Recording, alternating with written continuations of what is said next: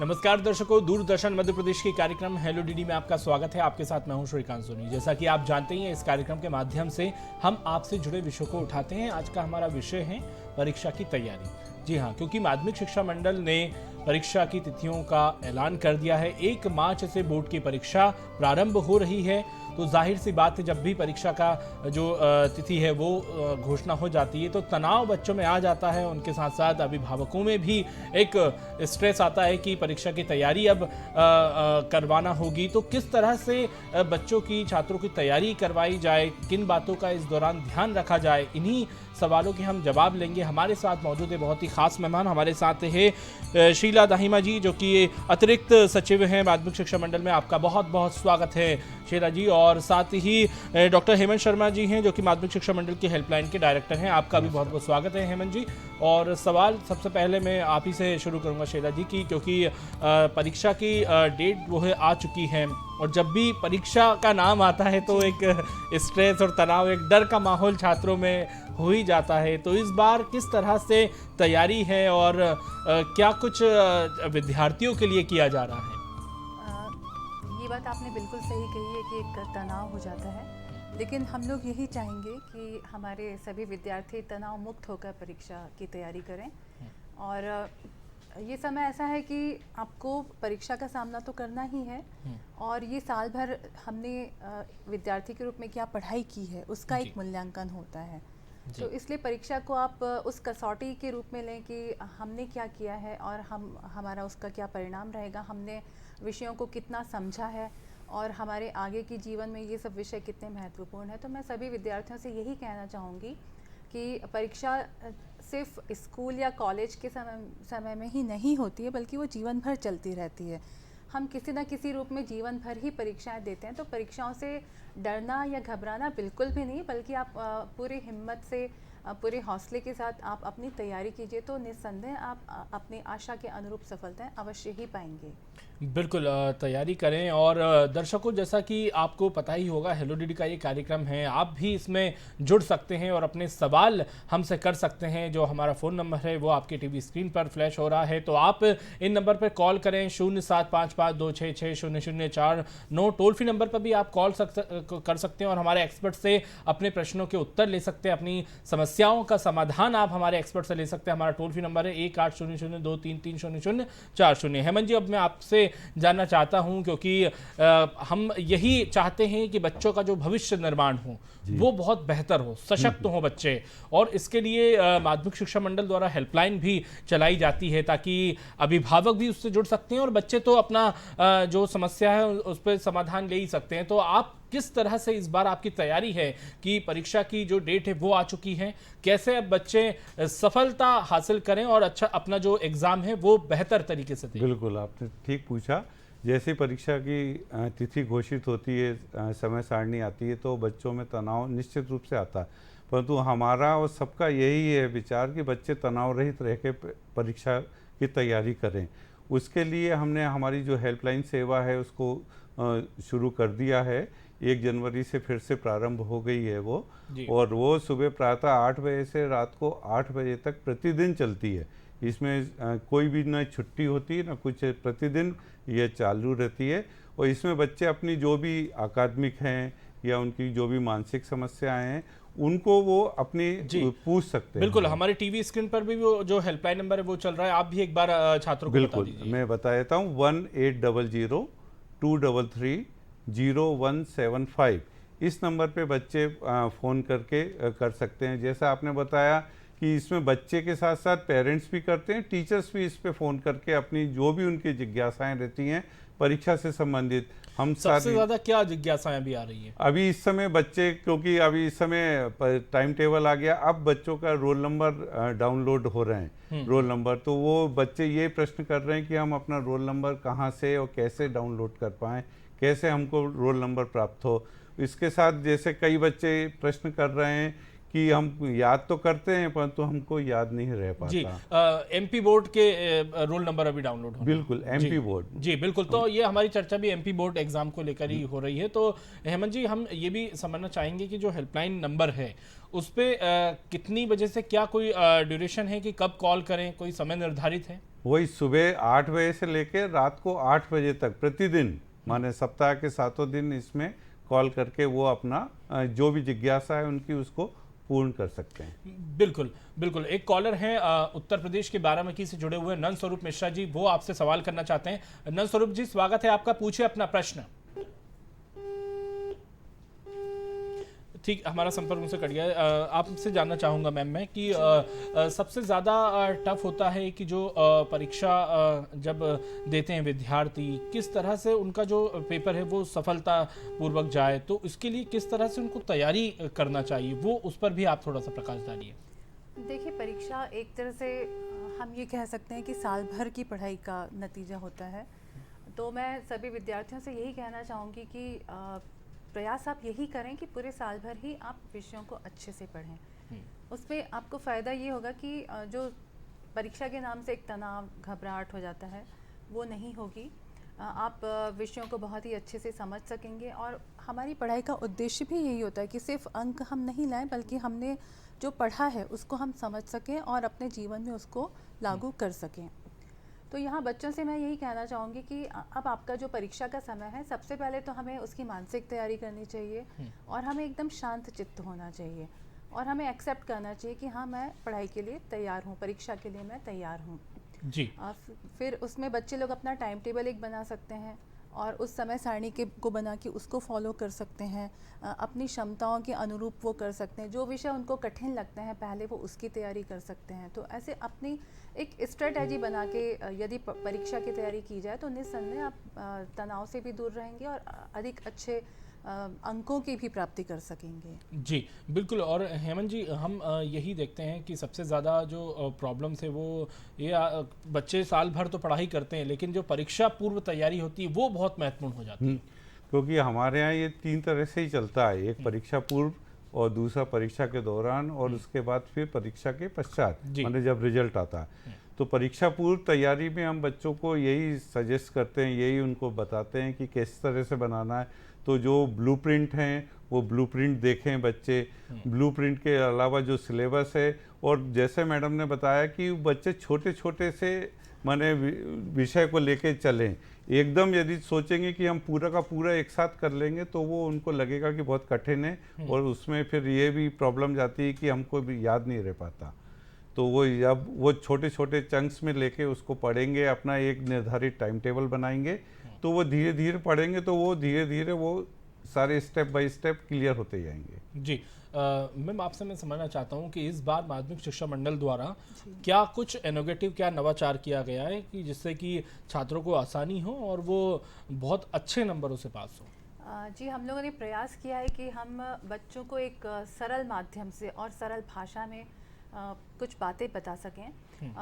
उसको हमने नाम भी दिया है बातें काम की।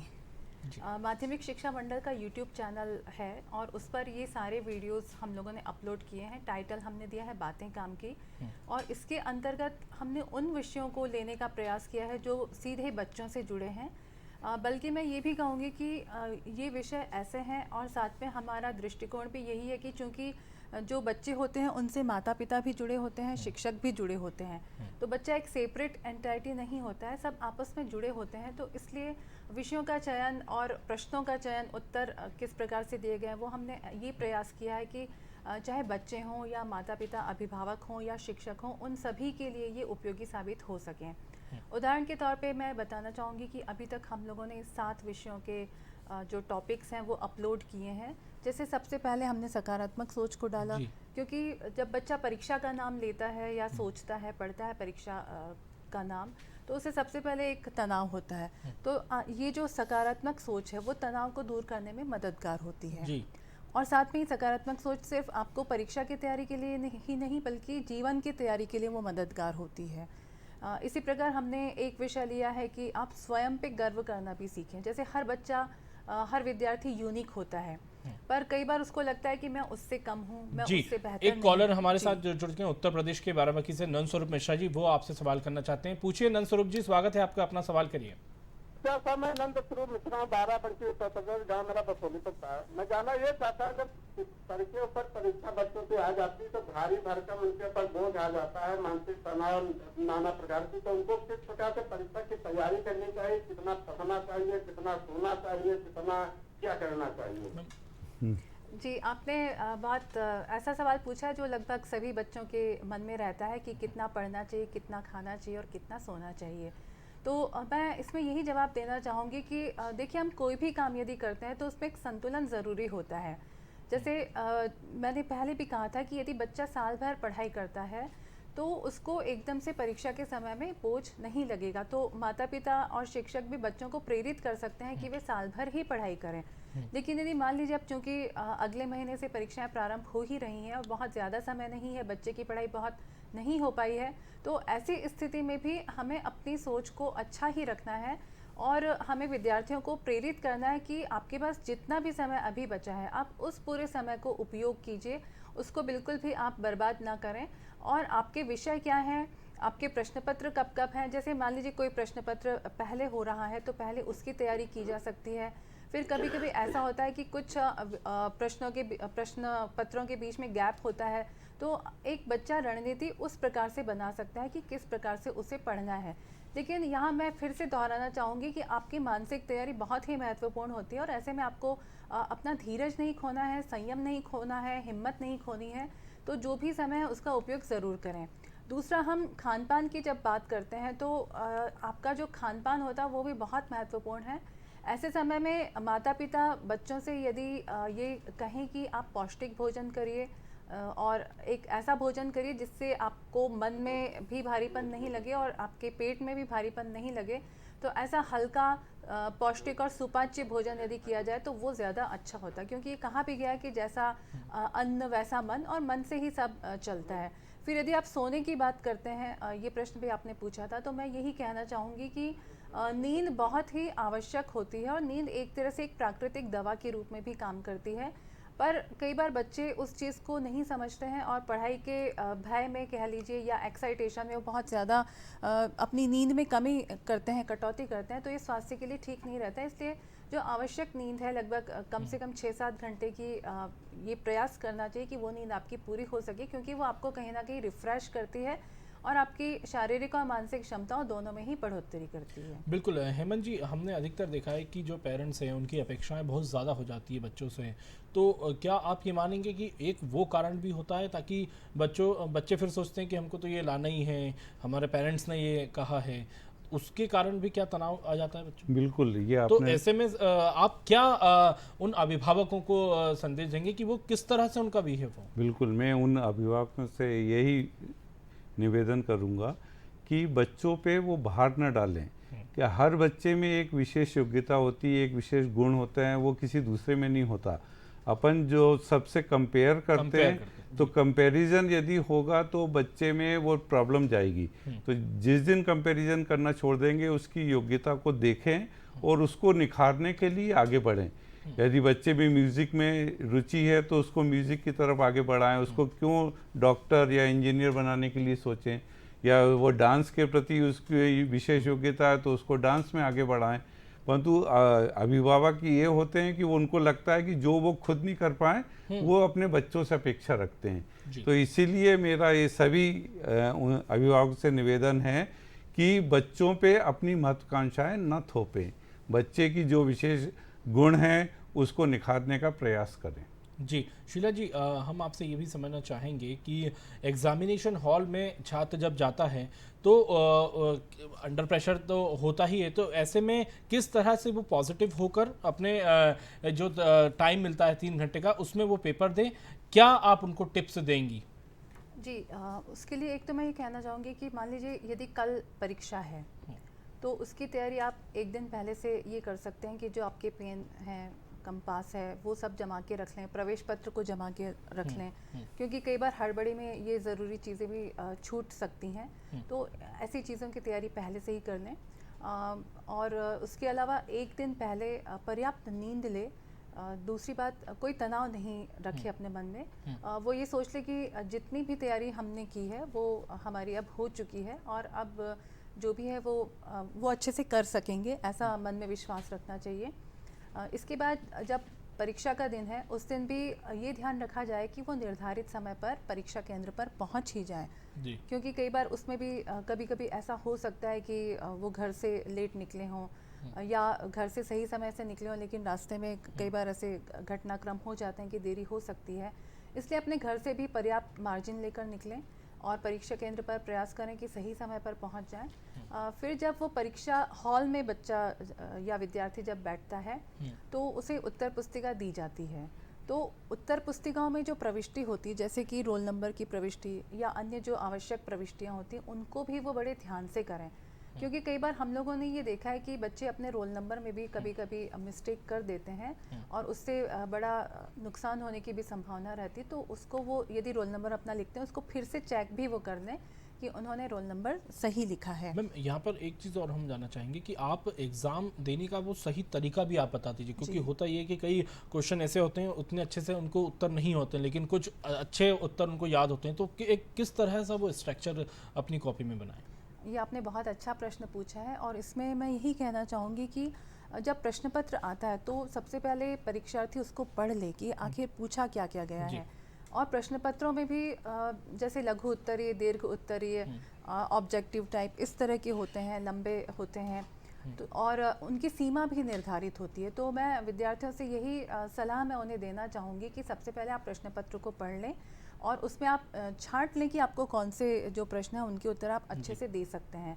तो मुझे ये लगता है कि पहले जो आपसे अच्छे से बन रहे हैं उन प्रश्नों को लिख लिया जाए, ताकि आपको उसमें एक कॉन्फिडेंस भी आ जाएगा और उसमें फ्लो भी एक बन जाएगा। और उसके बाद जो आपको यदि लगता है कि कुछ प्रश्न कठिन है उनको फिर आप अंत में भी सॉल्व कर सकते हैं। लेकिन यहाँ एक और महत्वपूर्ण बात ये भी है कि विद्यार्थी जो भी उत्तर लिख रहे हैं उनकी भाषा बहुत ही अच्छी, वो अपनी भाषा में दे सकते हैं उत्तर? अपनी भाषा में भी दे सकते हैं वो, लेकिन उनकी जो भाषा शैली है वो अच्छी हो और पठनीय भी हो, जो उनकी हैंड राइटिंग या लिखावट है वो साफ सुथरी हो। मैम ये भी आप टिप्स दे दीजिए, जो छात्र लिखते उतना तेज़ी से नहीं है तो वो समय कम पड़ जाता है, जो प्रश्न है वो पूरे नहीं हो पाते हैं, तो वो क्योंकि अभी समय है तो वो किस तरह से उस पर काम कर सकते हैं? जी, ये भी बहुत अच्छा एक प्रश्न है, बच्चों के उपयोग का है। जैसे यदि मान लीजिए, मुझे ये लगता है कि हर बच्चा या विद्यार्थी वो समझ जाता है कि मेरी स्पीड कितनी है। तो सबसे पहले तो वो अपना मूल्यांकन करे कि क्या उसकी स्पीड पर्याप्त है कि वो निर्धारित समय में निर्धारित प्रश्नों के उत्तर लिख सकता है। यदि लगता है कि नहीं, स्पीड हमारी कम है, तो ऐसे में मुझे लगता है अभ्यास काफ़ी उपयोगी हो सकता है। वो अपने घर में ही जब तैयारी अभी शुरू हो ही चुकी होगी तो उस समय वो लिखने का अभ्यास करें और उसको देखें कि मान लीजिए ये एक प्रश्न है और उसमें कितना समय लगना चाहिए, तो वो उसको लिख के देख सकते हैं। तो उसमें उनको वो खुद को इवैल्यूएट कर सकेंगे कि कहाँ पे मुझसे कोई कमी हो रही है और उस कमी को फिर वो अभ्यास के माध्यम से मुझे लगता है खुद पहचान भी सकेंगे और उसके बाद दूर भी कर सकेंगे। जी हेमंत जी, जो मंडल की हेल्पलाइन है जो सेवा दी जा रही है आप लोगों के द्वारा, उस समय अभी कौन कौन सी समस्याओं का निवारण उसमें किया जा रहा है? हाँ, मंडल की जो हेल्पलाइन है अभी हमने बहुत ही अच्छा एक इनोवेटिव किया, जिसमें हमने सारे अपने यूट्यूब पे बहुत अच्छे मोटिवेशनल वीडियोस हमने अपलोड किए हैं। साथ ही इस समय जो बच्चों के आ रहे हैं वो दोनों तरह से आ रही है। एक तो उनकी जो समस्या है सब्जेक्ट के लिए, उससे संबंधित प्रश्न ज़्यादा आ रहे हैं कि हमको गणित में ये विषय का कठिन लग रहा है तो हम इसको कैसे समझें। तो फिर आप क्या वो हेल्पलाइन पे वो एक्सपर्ट के थ्रू ही समस्या? हाँ, हमारे पास लगभग 150 लोग जो विभिन्न विषयों के हैं वो हमसे, चिकित्सक भी होते हैं, साइकोलॉजिकल एक्सपर्ट? साइकोलॉजिकल एक्सपर्ट्स तो हैं, साथ ही साथ हमारे पास विषय विशेषज्ञ लगभग जिनकी संख्या 150 है वो हमसे जुड़े हैं। और ताकि हम उनको टाइम दे देते हैं, बच्चों को टाइम दे देते हैं, तो बच्चे उसमें संपर्क करके वो अपनी जिज्ञासा को शांत करते हैं। और दूसरी उनकी मनोवैज्ञानिक समस्याएं हैं कि उनको कोई अवसाद हो जाता है, चिंता होने लगती है, तो उनको दूर करने के लिए हमारे पास पूरी साइकोलॉजिकल टीम है। जी। उससे वो दूर कर पाते हैं। जी मैम आप से हम ये जानना चाहेंगे कि जो पेरेंट्स हैं उनके लिए क्योंकि अब परीक्षा की तिथि का अनाउंसमेंट हो चुका है, उस दौरान अभिभावकों की क्या रिस्पॉन्सिबिलिटी होनी चाहिए, किस तरह से वो अपने बच्चे को एक अच्छे एग्जामिनर के तौर पर प्रिपेयर करें? मुझे लगता है अभिभावकों की एक बहुत ही महत्वपूर्ण भूमिका होती है, क्योंकि हम जो सामान्य तौर पर देखते हैं वो ये देखते हैं कि जब बोर्ड की परीक्षाओं की तिथि घोषित हो जाती है और परीक्षाएं शुरू होने वाली होती हैं, उस समय अभिभावक स्वयं ही तनावग्रस्त दिखने लगते हैं। तो ये एक सामान्य सी बात है कि यदि माता पिता तनाव में रहेंगे तो बच्चा तो स्वयं अच्छा, तनाव इसमें में मैम एक आएगा चीज़ ही। और है, घर का जो माहौल है वो भी बहुत बहुत महत्वपूर्ण महत्वपूर्ण है। जी। घर का माहौल बहुत महत्वपूर्ण है और इसीलिए जो हम सजेस्ट करेंगे वो यही करेंगे कि एक तो पहली बात, माता पिता परीक्षा को एक सामान्य घटना के रूप में ही लें। ये बहुत असाधारण या असामान्य घटना नहीं है, वो एक सुनिश्चित और सुनिर्धारित क्रम है कि भाई आपने यदि 9वीं की परीक्षा दी है या 10वीं की पढ़ाई आप कर रहे हैं तो आपको परीक्षा तो देनी ही है। तो उसमें कुछ नयापन नहीं है या कोई अलग बात नहीं है, लेकिन माता पिता एकदम, मुझे लगता है कि उन्हें सामान्य यदि वो रहते हैं तो जो विद्यार्थी है वो भी एक सामान्य स्थिति में ही रहेगा। दूसरा, माता पिता बच्चों को प्रेरित करें, प्रोत्साहित करें, उनसे बहुत ज़्यादा अपेक्षाएं नहीं रखें, क्योंकि हर बच्चे की क्षमता भी अलग होती है, उसकी रुचि भी अलग होती है। तो बच्चे की क्षमता और रुचि या अन्य जो परिस्थितियां हैं, कई बार पारिवारिक वातावरण जो होता है उसके कारण या स्वास्थ्यगत समस्याओं के कारण भी बच्चे नहीं पढ़ पाते हैं। तो उन सभी को एक समग्र रूप में माता पिता को भी देखना चाहिए कि बच्चा किस प्रकार से पढ़ाई कर सकता है, और अपनी तरफ से वो पूरा प्रयास करें बच्चों को प्रेरित करने का। और उनसे कभी भी मैं ये भी अनुरोध करूंगी कि कोई नकारात्मक शब्द ना बोले माता पिता जी। बच्चों से कि तुम खराब हो, तुम ये नहीं कर सकते, इस तरह के शब्द ना बोलते हुए उन्हें हमेशा प्रेरित ही करें कि बेटा आप अच्छा कर सकते हैं, आप पढ़ सकते हैं और आप बहुत अच्छे हैं, अच्छे विद्यार्थी हैं। तो इस तरह से जो प्रेरक शब्द हैं वो उनको वो बोल सकते हैं। साथ में वो उनके जो बहुत महत्वपूर्ण होता है खान पान और बच्चे प्रॉपर नींद ले रहे हैं कि नहीं, इन सारी चीज़ों का भी वो ध्यान रख सकते हैं। जी बिल्कुल हेमंत जी, हम ये भी समझना चाहते हैं कि जो हेल्पलाइन द्वारा बच्चों की समस्याओं का समाधान उसमें किया जाता है, तो क्या रिजल्ट आ रहा है, बच्चे उससे खुश हैं, पेरेंट्स उससे खुश हैं, किस तरह का उसका रिस्पॉन्स है? नहीं, इसका बहुत अच्छा परिणाम आ रहा है, क्योंकि बहुत सारे बच्चे हमको कॉल बैक करते हैं और बताते हैं, अपना धन्यवाद देते हैं, क्योंकि कई सारी ऐसी स्टोरी हैं कि बच्चे बहुत कम परसेंटेज से पास हो रहे थे, फिर उनको मोटिवेट किया तो वो अच्छे अंक, हम आपसे जानना चाहते हैं वो सफलता की कहानी। तो वो अंक अच्छे लेके आए, तो फिर बाद में वो बच्चे कॉल बैक करते हैं कि आपने हमको गाइड किया था तो हम आ पाए, तो उसके लिए धन्यवाद देते हैं। इवन कई पेरेंट्स के भी फ़ोन आते हैं, क्योंकि उनकी समस्या भाई वो, क्योंकि हमारे यहाँ क्या है कि हेल्पलाइन में बच्चे को फेस टू फेस मोड पे भी हम वहाँ काउंसलिंग देते हैं। कि वो हमारे माध्यमिक शिक्षा मंडल के ऑफिस में यदि कोई पेरेंट्स आना चाहे तो वो बच्चे को लेके आते हैं, तो हम वहाँ फेस टू फेस मोड पे भी हम काउंसलिंग प्रदान करते हैं। तो बच्चे को जिस भी तरह की समस्या रहती है तो उस समस्या का निवारण हम वहाँ पे उसको देते हैं। बिल्कुल, आखिरी में क्या आप बच्चों को संदेश देना चाहेंगे? अब बच्चों को ये संदेश देंगे कि अभी परीक्षा को परीक्षा की भांति न लें, उसको एक उत्सव की तरह, जैसे अभी माननीय प्रधानमंत्री जी ने भी अपन को बोला कि परीक्षा को एक उत्सव के रूप में लें, ताकि अपन आगे बहुत अच्छा से परफॉर्म कर पाएं और बिल्कुल ध्यान लगा के, बिल्कुल फोकस होके उसकी तैयारी करें। चलते चलते मैम आप भी क्या मैसेज देना चाहेंगी बच्चों को? जी, एक तो शुभकामनाएं तो हम सभी की तरफ से हैं ही बच्चों को, और हम यही कहेंगे कि आप बिल्कुल अपना बेस्ट करने का पूरा प्रयास करें, लेकिन तनाव नहीं करें। साथ में मैं एक सुझाव और भी देना चाहूँगी कि मंडल ने बहुत ही मेहनत के साथ कुछ वीडियोस बनाए हैं जो कि आप लोगों को प्रेरित करने के उद्देश्य से ही बनाए गए हैं। तो आप समय निकालकर यदि उन वीडियोस को भी देखते हैं जो हमने बातें काम की शीर्षक के अंतर्गत बनाए हैं, तो मुझे लगता है उससे आपका तनाव तो दूर होगा ही, आपका चाहे वो बच्चे हों या बड़े हों, उनका जो समग्र पर्सनालिटी डेवलपमेंट की भी मुझे पूरी उम्मीद है कि वो भी होगी। और जो हम तनाव की बात करते हैं कि मन बहुत अस्थिर और शांत हो जाता है, तो इन वीडियोस के माध्यम से हम ये उम्मीद करते हैं कि आपको एक बिल्कुल। शांत चित्तता भी प्राप्त होगी। तो हम सबकी बहुत सारी बिल्कुल। शुभकामनाएं। बिल्कुल, तो शुभकामनाएं हैं आपके साथ। और माध्यमिक शिक्षा मंडल द्वारा कई नवाचार किया गया है जिनके माध्यम से आप अपनी समस्या का समाधान कर सकते हैं और अपनी जो प्रश्न पत्र हैं उनकी अच्छे से तैयारी कर सकते हैं। बहुत बहुत शुभकामना आपको परीक्षा के लिए। और हेलो डीडी के कार्यक्रम में इतना ही। बहुत बहुत शुक्रिया हेमंत जी आपका, मैम Thank आपका, you. आपने हमारे लिए वक्त निकाला। तो दर्शकों, कार्यक्रम में इतना ही। आप जुड़े रहिए हमारे साथ। नमस्कार।